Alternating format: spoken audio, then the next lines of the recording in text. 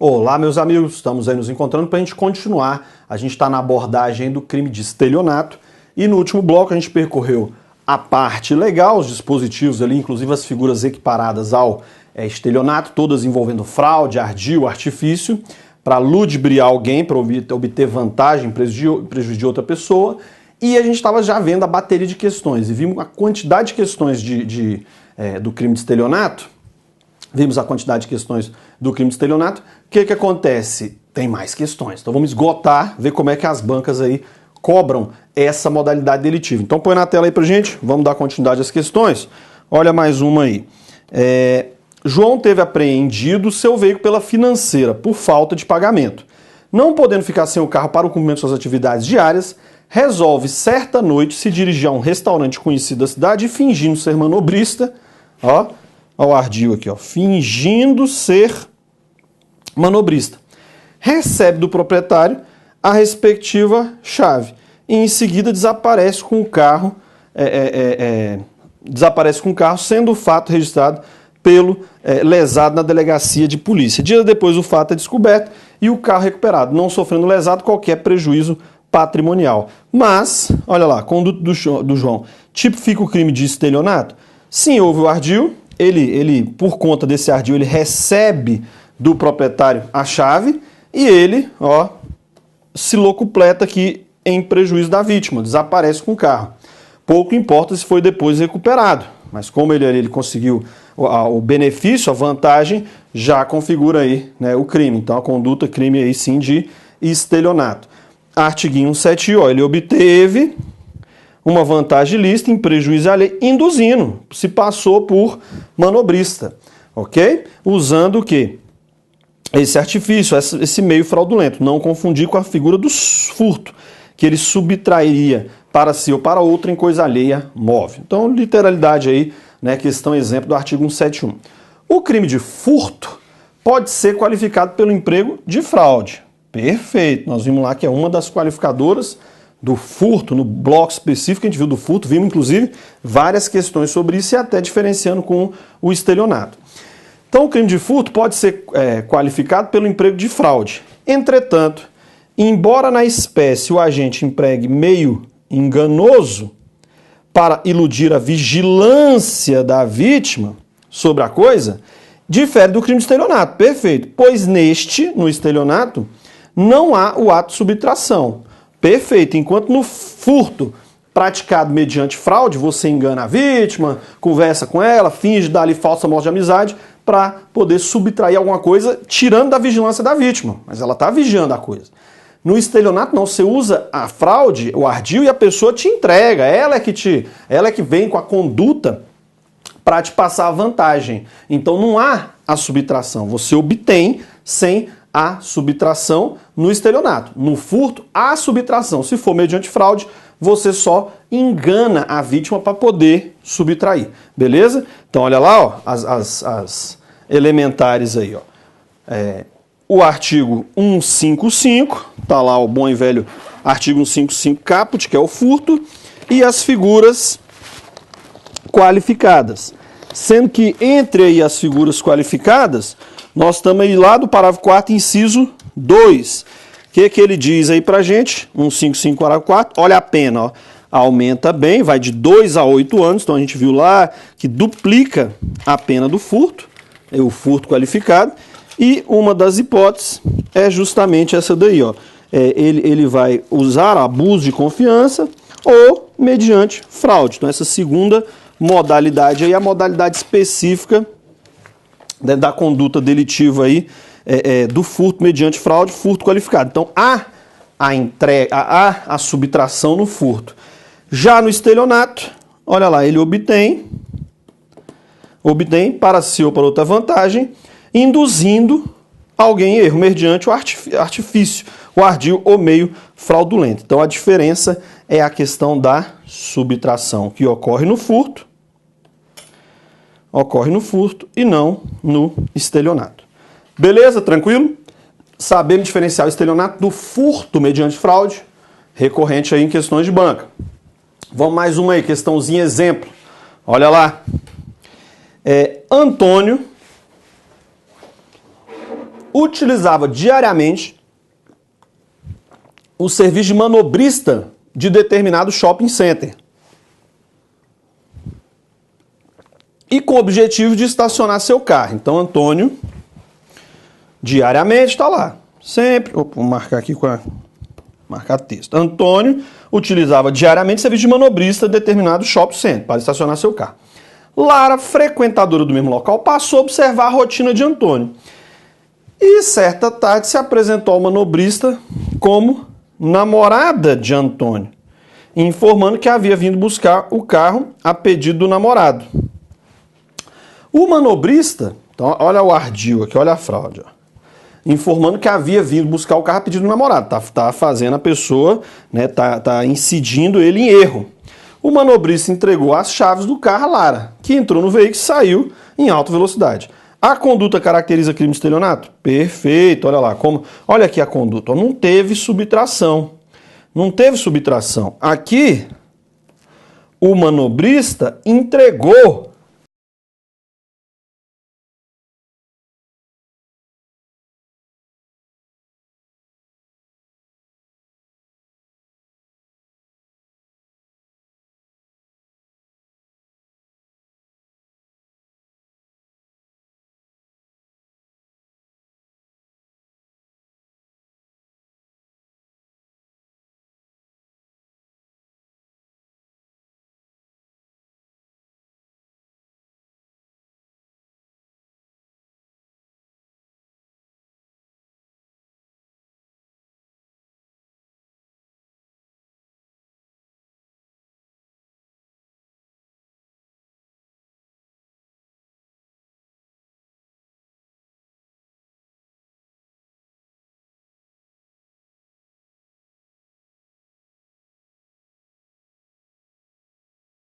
comete o crime descrito no 71, parágrafo 2º, né, que são as figuras equiparadas, as outras fraudes.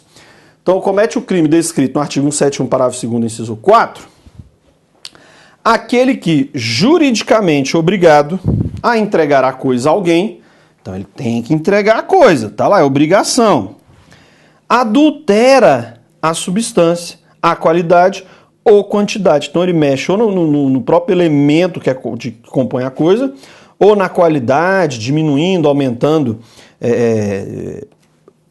uma determinada característica, ou mesmo a quantidade, enganando, passando maior quantidade como se fosse, né, passando menor quantidade como se fosse maior quantidade. Então, se alguém entrega a coisa adulterando um desses três elementos aí, substância, qualidade e quantidade, dolosamente, tem que ter a figura do dolo, a culpa, a imprudência, negligência, perícia, não entrou aqui. De forma a obter vantagem ilícita. Ele quer, com isso, ter um ganho. Tá lá, ele visa, como no estelionato, ele tem que buscar essa vantagem indevida. A expressão defraudar pressupõe golpe ou farsa. Mas o Tribunal ACO fez constar tão somente que o depositário fiel, que está lá com o objeto depois tem que entregar, né? Então o depositário fiel entregou para o arrematante bens diversos daqueles constantes no auto da penhora. Então a penhora era de um objeto, ele entregou bens diversos, ó, daqueles constantes do auto da penhora, sem descrever o elemento subjetivo do tipo penal, pois não reconheceu a utilização do artifício ardil ou outro meio fraudulento para enganar a vítima e fazê-la receber produtos de qualidade inferior. Então, olha só que interessante, o que o STJ está falando? Beleza, a qualidade ali foi inferior, mas o tribunal, o TJ, lá de São Paulo, não restou, e aí por conta das partes, que as partes que teriam que incitar o seguinte, principalmente a acusação. Olha, qualidade inferior, mas o que acontece? Ele usou para isso aqui o artifício, o ardil ou outro meio fraudulento. Isso daqui não constou lá do acórdão do tribunal. Qual foi a fraude que ele usou? Ele teve dolo, ele quis enganar? Isso tem que, no mínimo, ter sido referido e ter sido provado. Por quê? Porque tem que ter esse uso, como nós vimos em todas as modalidades lá do estelionato, tem que ter esse ardil, esse artifício, essa fraude. Por quê? Tem que ter o dolo em enganar a pessoa. Não constou aqui que quem? Lá o depositário infiel, que ele entregou até outros objetos, mas ele não estava em erro ele, vamos dizer assim, não foi uma conduta culposa. Pode ter sido, ele se enganou, tinha vários. Tem que ver o caso concreto. Só do jeito que tá aqui você não vê. Como é que foi? Ele entregou o quê pelo quê? Então teria que ter mais elementos aqui para saber se ele teve o dolo em enganar a pessoa. Pode ter sido a título de culpa. Então aqui, olha, caracterizando, além de você estar entregando uma coisa de qualidade inferior, tem que demonstrar que você teve o dolo de enganar. É isso aí que o STJ afirmou. Então, vimos já em algumas questões que tem que ter esse dolo de enganar, de usar a fraude, de usar o artifício, e está aí o julgado nesse sentido. Olha mais uma. Fraude. Fraude agora. No pagamento por meio de cheque. Esse aí também, vira e mexe, tem ocorrência dessa questão. Então, fraude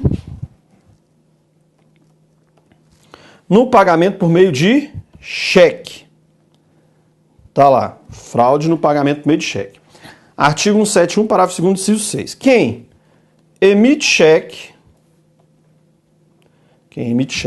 sem suficiente provisão de fundos. Então, quem emite cheque sem suficiente provisão de fundos em poder do sacado, ou lhe frustra o pagamento. Então, tá lá, tem que ter o dolo, né, na emissão do cheque sem provisão de fundo. Ou frustra o pagamento, né, vai trazer aí o prejuízo. Olha lá, ressarcimento integral do dano. O ressarcimento integral do dano no crime de estelionato, na sua forma fundamental 171, não enseja a extinção da punibilidade. Tanto que nós vimos algumas questões aí, o objeto foi recuperado, ou teve aí o ressarcimento. Se for o caput, não extingue a punibilidade. Tá lá. Só que a jurisprudência já vem com um acréscimo aqui. Salvo nos casos de emissão de cheque sem fundo, em que a reparação ocorre antes da denúncia. Então, se você deu um cheque sem fundo, mas você reparou, você pagou o seu prejuízo antes do promotor oferecer a denúncia, perceba que é do oferecimento, não do recebimento. Se o promotor apresentou para o juiz a denúncia, já era. Foi citado lá durante o processo, eu vou ressarcir integral para extinguir. Não, não vai ter extinção da punibilidade. Tem que ser antes, tem que ser em momento anterior ao oferecimento da denúncia. E aí nós estamos diante da extinção da punibilidade segundo o STJ. Tranquilo? Então, cheque, o estelionato praticado na emissão de cheque sem fundo, se você, até antes do promotor oferecer a denúncia, reparar o prejuízo, você está aí extinguindo a punibilidade, o juiz vai, quando o promotor oferecer, se oferecer, porque é caso de arquivamento, está extinta a punibilidade, ele pede ao arquivamento daquelas peças de informação que chegaram a ele. Se ele denunciar, o juiz verificando que já foi pago, e aí a pessoa justifica isso, demonstra isso, vai rejeitar a ação penal porque já está extinta a punibilidade, e estando extinta a punibilidade não tem interesse de agir no processo. Beleza? Mais uma questãozinha, olha lá. Não constitui crime de estelionato emitir cheque sem provisão de fundos em poder do sacado. Não, falso, é a conduta lá. Está lá no 171, parágrafo 2º, inciso 6. Lá nas mesmas penas do estelionato, incorre quem emite cheque sem suficiente provisão de fundos em poder do sacado ou lhe frustra o pagamento. Está lá, estamos diante aí de modalidade de estelionato. Compete ao foro do local da emissão do cheque processar e julgar o crime de estelionato mediante cheque sem provisão de fundo. Não é local da emissão do cheque. O que nós vimos aqui? Local da emissão do cheque, lembre, é quando você falsifica a assinatura. Aí é local da emissão do cheque, que é quando você vai ali causar o prejuízo para o lojista. Agora, é cheque sem fundo, sem provisão de fundo, que é o caso aqui, aí é onde o sacado vai ter o prejuízo. É onde o banco, onde fica o banco, vamos colocar aqui o banco que vai pagar. É o banco sacado. Então, no local onde vai haver ali o pagamento, né, o saque, é o local onde fica o banco sacado, é que vai, o juiz desse local é que vai ter competência para julgar. Nesse sentido aí, nós temos, olha lá, a súmula 244 do STJ. Então, compete ao foro do local, da recusa. Olha lá, envolve o banco, é o banco que vai recusar lá. Compete ao foro do local da recusa. Então, foro do local da recusa. Processar e julgar o crime de estelionato mediante cheque sem provisão de fundos. Então, estelionato mediante cheque sem provisão de fundo, foro do local da recusa. Questão aí para defensor público, ó. Rondônia, 2017. Beleza? Vamos avançando. Configura estelionato na modalidade de emissão de cheque sem suficiente provisão de fundo, a conduta de emissão de cheque dado como garantia da dívida. Não, mas se você deu um cheque para garantir a dívida, você não tem dó em frustrar aqui nada. Né? Até uma modalidade aqui, que inclusive você pode, é o tal do cheque pós-datado, né? Se é garantia da dívida, ok. Tá lá, ó. Olha um julgado específico aí do SESP 2012. É firme a jurisprudência do STJ no sentido de que não há crime de estelionato previsto no 7.1 cap do Código Penal em razão da atipicidade da conduta. Então o fato é atípico, não se amolda a figura do artigo 171, quando o cheque é emitido como forma de garantia de dívida e não como ordem de pagamento à vista. Porque o cheque é isso, ele é uma ordem de pagamento à vista. Já vai lá, apresenta para o banco sacado, ele te paga. Se você usar isso como forma de garantia da dívida e depois você frustra o pagamento desse cheque, é fato atípico. Então, se você está o dano e a vítima, em tese vítima, né, que não é vítima porque o fato é atípico. Vítima do ilícito, pode ser um civil, mas penal não é. Né? Se você dá cheque garantia e você depois frustra o pagamento por conta daquele cheque, ou seja, você frustra a garantia, penal não vai responder. Pode responder lá civil, ok? Aí, ó, ordem concedida lá pelo STJ para quê? Para trancar a ação penal movida pelo sujeito. Ou seja, o juiz não deveria nem ter recebido. Como recebeu, chegou lá no STJ, o STJ mandou trancar aquela ação penal. Cheque dado como garantia de dívida, depois você frustra o pagamento desse cheque, fato atípico, não vai responder aqui na seara penal. Beleza? Mas, no crime de estelionato, extingue-se a punibilidade diante da reparação do dano. Desde que antes do... Olha lá a malandragem aqui, ó. É desde antes do recebimento? Não, vimos agora há pouco. No estelionato, né? Nem todo se reparar o dano, ó, não tem extinção da punibilidade. Só vai ter na modalidade de cheque sem fundo. Aí teria que acrescentar isso aqui, ó. Se fosse cheque sem fundo, aí poderia ainda, que seria o que? Antes do oferecimento. Oferecimento. Mas não é nem o caso aqui de cheque sem fundo, então não extingue, ó, né?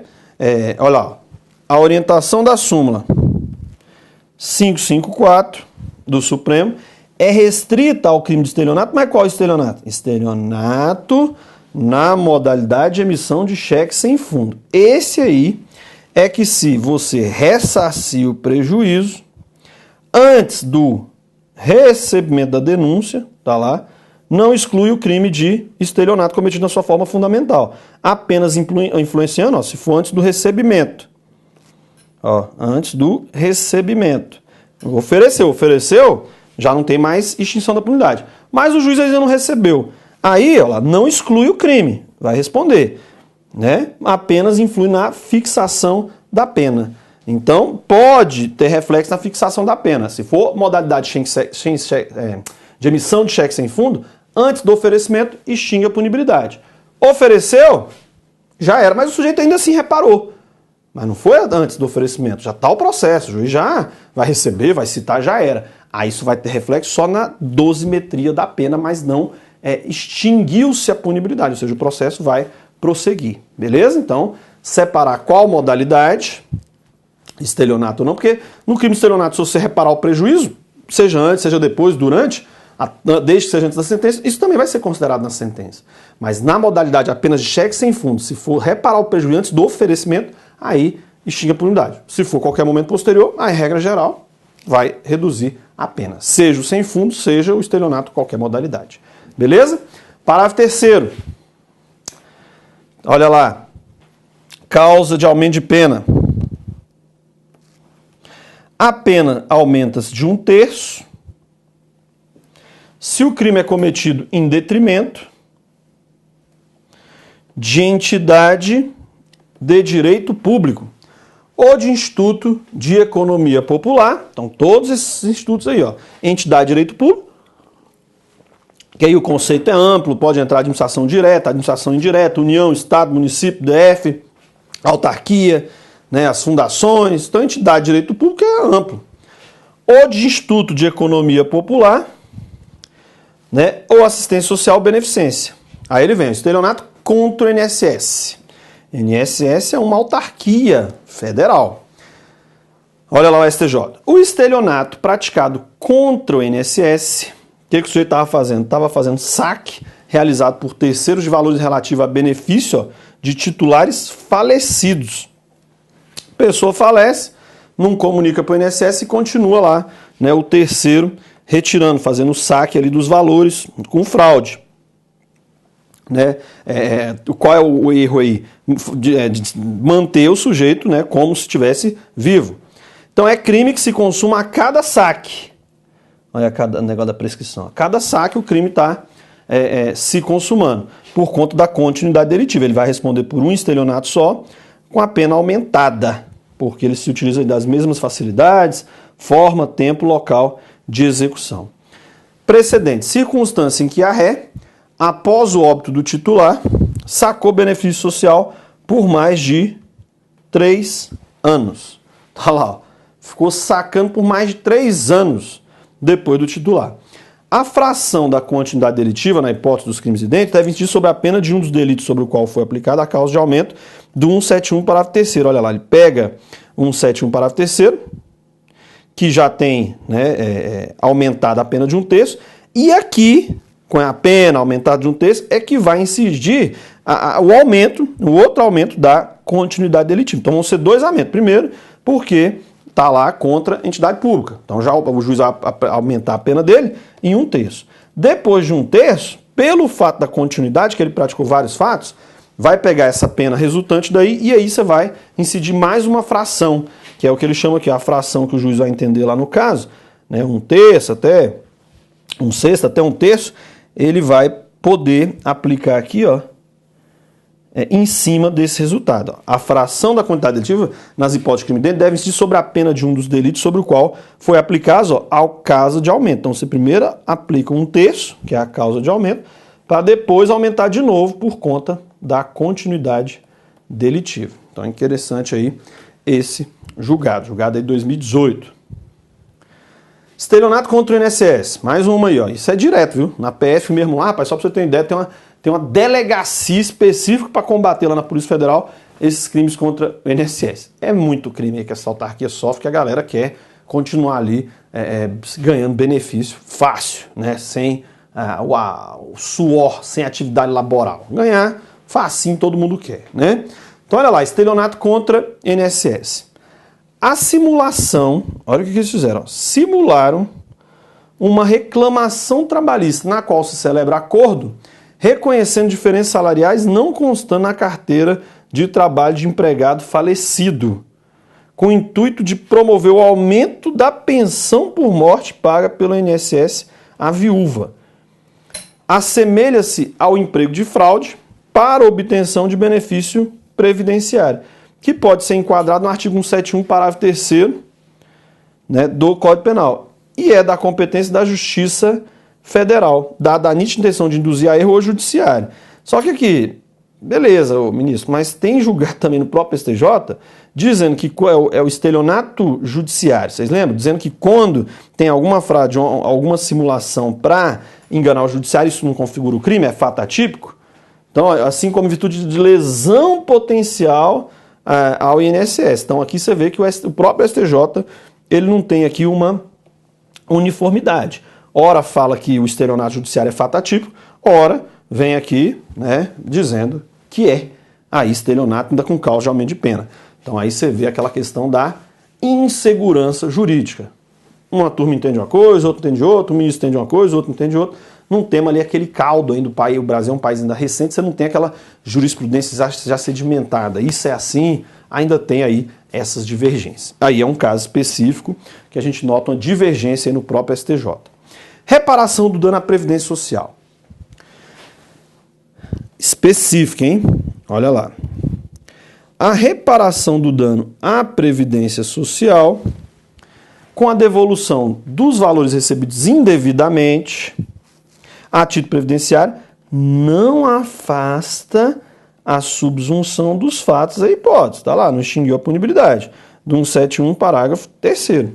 Então, pouco importa se você reparar depois, vai ter aí o cometimento do crime, né?